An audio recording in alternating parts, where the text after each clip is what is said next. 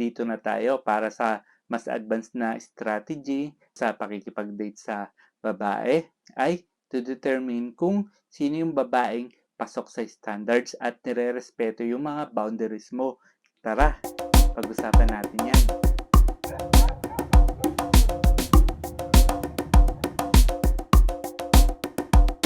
Sa tingin mo ba, yung mga babaeng nagugustuhan mo o gusto mong ligawan o diskartehan na wala silang ibang lalaking kinakausap o nagte-text sa kanila, tumatawag o nagchat-chat dyan sa messenger? What more kung sa dating apps mo pa sila nakilala? Sa tingin mo ba, ikaw lang yung lalaking kinakausap niya doon? Sa modernong panahon natin ngayon, lahat ng babae ay may smartphone na. So, don't expect na nag-iisa ka lang na lalaking may gusto sa kanya. Basta kasi ang babae ay maganda, sexy, expect na sobrang dami yung lalaking umaaligid-aligid dyan sa kanya at nagpaparamdam. Kaya ako nire-recommend na dapat makipag-date ka sa iba't ibang babae para hindi ka magmukhang desperado, sabik, at simp. Kung makikipag-date ka sa babae, let's say, first date mo sa kanya. Tapos, ginamit mo na yung mga sinabi kong dapat diskarte mo sa first date mo at nag-ghosting ka pa rin ng babae, di syempre, hindi ka naaasa at mag-aantay kasi may next ka ng babae na pwedeng i-date ulit, di ba? Ganyan lang talaga ang tamang diskarte sa pakikipag-date sa babae. Kaya ako sinasabi na dapat nakikipag-date ka sa iba't ibang babae dahil madami sila.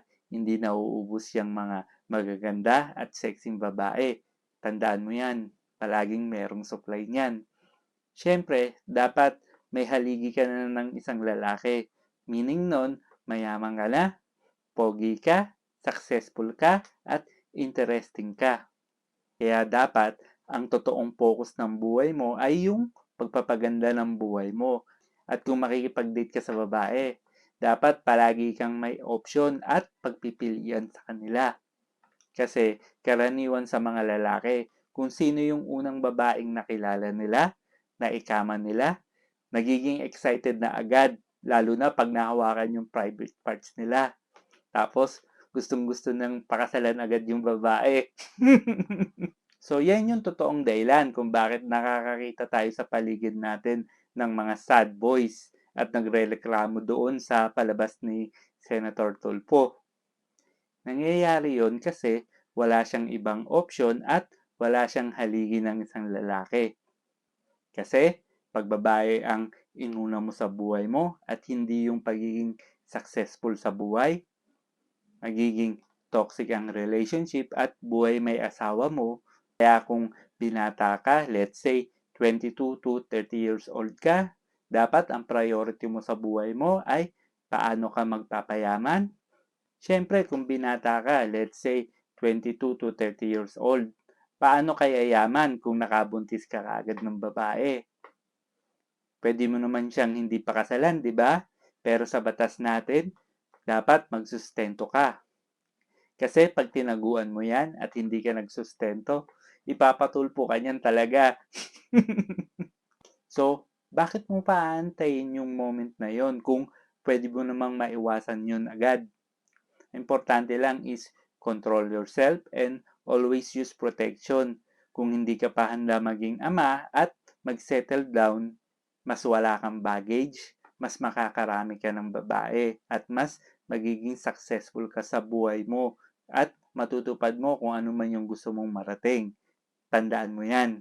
Paano ba gawin ang tamang diskarte ng pakikipag-date sa iba't ibang babae nang hindi nalalaman ng ibang babaeng dinedate mo?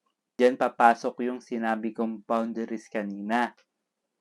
Una, hindi ka dapat nakikipag-chat, text at call dahil wala ka dapat oras dito.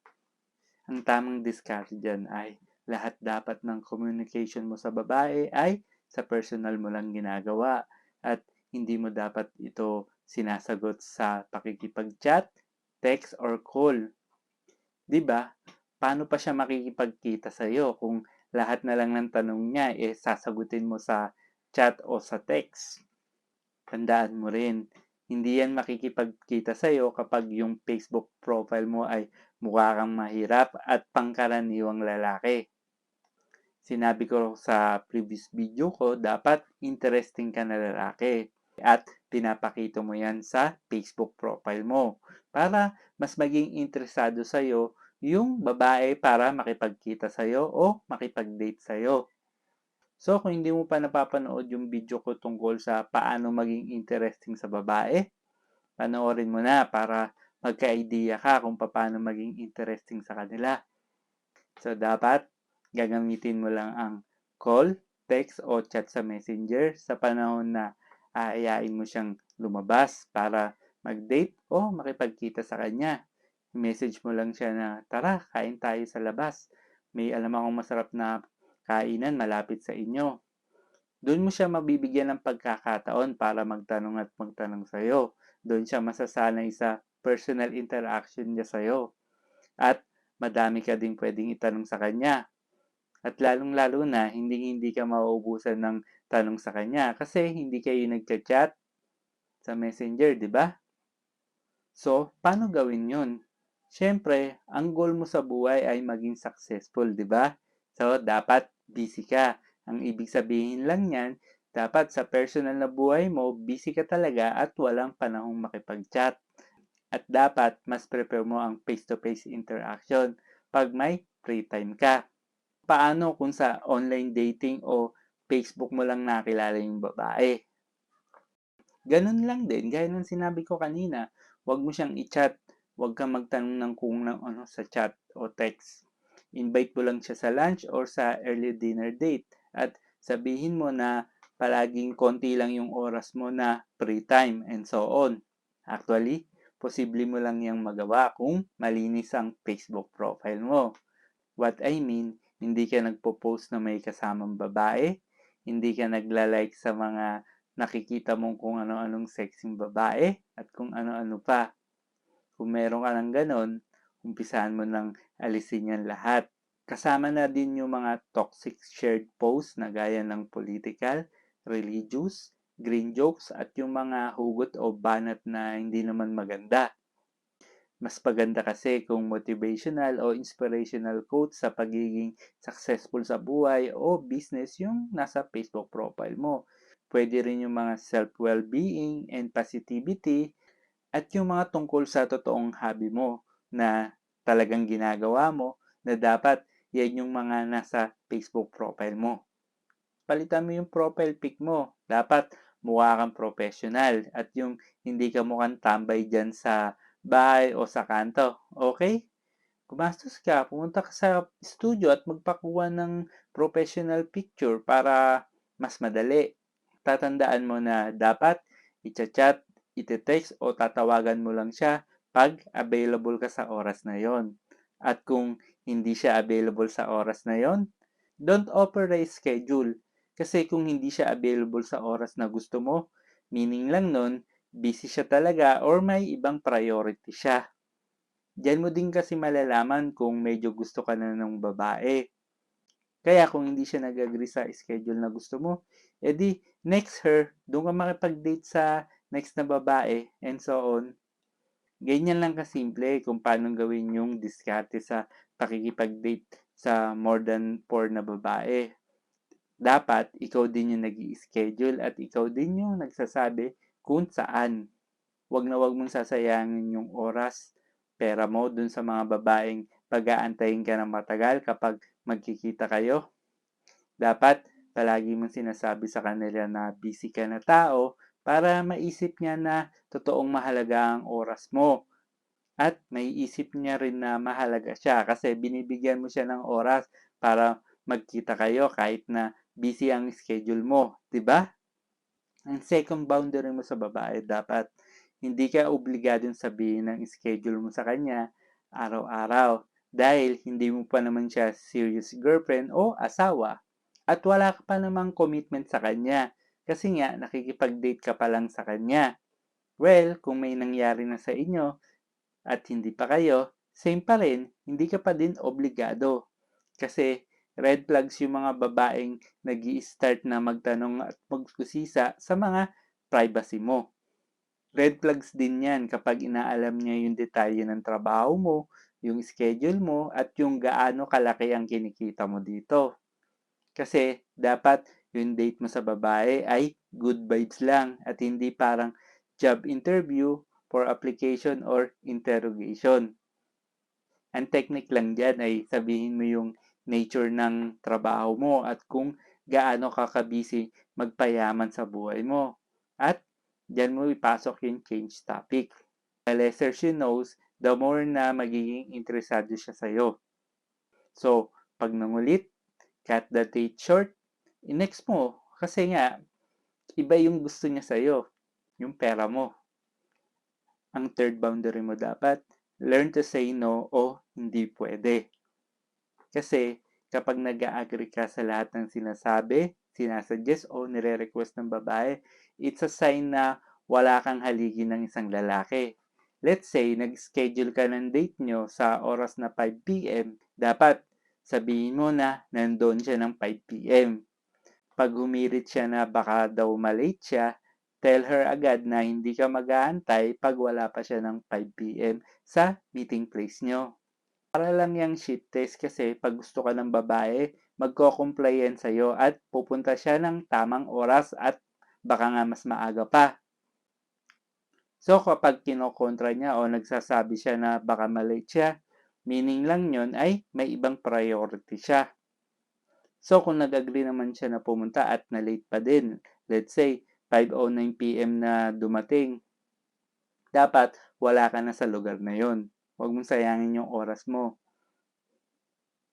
Huwag mong sayangin yung oras mo sa babaeng pinaghihintay ka dahil hindi sila worth pag-aksayan ng oras at panahon mo. Palagi mong tatandaan na importante yung oras mo kasi ang mga lalaking successful na binata ay hindi simp at sunod-sunuran. Huwag mong sayangin ang oras at pera mo sa babaeng pinaghihintay ka dahil hindi sila worth pag-aksayan ng panahon mo. Ang tamang diskarte sa pakikipag-date sa iba't ibang babae, mas madali mong magagawa yan kung may sarili ka ng bahay at ikaw lang yung nakatira. At mas maganda rin kung may extra kang apartment na inuupahan para yung main house mo ay safe sa pwedeng maging problema mo sa babae. At dapat palagi kang wala dun sa apartment mo para kahit i-surprise visit ka ng babae doon, hindi ka niya makikita doon kasi alam niya hindi ka niya makikita doon kasi busy ka na tao, di ba? Tapos pupunta ka lang dun sa extra apartment mo kapag gusto makita ng babae kung saan ka nakatira. Hindi naman importante kung gaano kalaki yon. Ang importante lang naman dun ay dapat mukhang bago, yung bago yung pintura, malinis, at may gamit na parang doon ka rin nakatira. Napapakamot ka na ba ng ulo kasi parang sobrang magastos ang pambababae? Pwede namang mag-motel o hotel lang. Siyempre, ang diskarte na to ay para sa mga binatang lalaking medyo successful na sa buhay at medyo handa nang pumasok sa relasyon. At hindi para dun sa mga nagsisimula pa lang na gumanda yung buhay nila kasi wala pa silang resources. So, kung nagsisimula ka pa lang, dapat hindi ka na nakatira sa bahay ng magulang mo. At dapat umupo ka na ng sarili mong apartment kahit studio type lang kasi mag-isa ka lang naman. Basta ang importante, you live alone and independently. Kasi mas mamamaster mo yung pagiging successful sa buhay kapag walang ibang tao na nakaangkla sa'yo. Pero kung ikaw naman ay ginawang tagasalba ng pamilya mo dahil yun ang gusto ng magulang mo, kasi sila yung nagsakripisyo sa'yo para makapag-aral ka o makapag-abroad ka man, mas mahihirapan kang umasenso sa buhay niyan. At lalong-lalo na pag sinabayan mo ng pambababae. Baka yung pangarap mo sa sarili mo, kahit sa panaginip mo, hindi mo na makitang posible.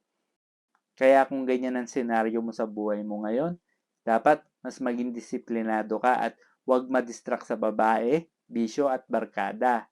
Unahin mo yung diskarte sa pagpapayaman para matupad mo yung pangarap mo sa buhay later on. So kung wala ka namang obligasyon sa pamilya mo na tulungan mo sila, habang binata ka, mas madali mong magagawa yung mga pinagsasabi ko para maging successful ka sa buhay mo. Tandaan mo, ang mga babae ay luxury at distraction sa buhay mo. So, iwasan mong magkamali para hindi ka maging sad boy. Tandaan mo yan. Okay? Kung may naging value o sense sa'yo ang video ko na to, please like and subscribe. At kung disagree ka o may iba kang offer na solution, please comment down below. Malay mo, sagutin ko yan sa pamamagitan ng video sa susunod kong mga posting. Muli, ang buhay ng tao ay baluktot, bilog at maiksi. Nasa atin ang daan para ito'y dumiretso, umikot at humaba. Magandang araw mga kapatatas, mga karepapits, mga katolits. Peace!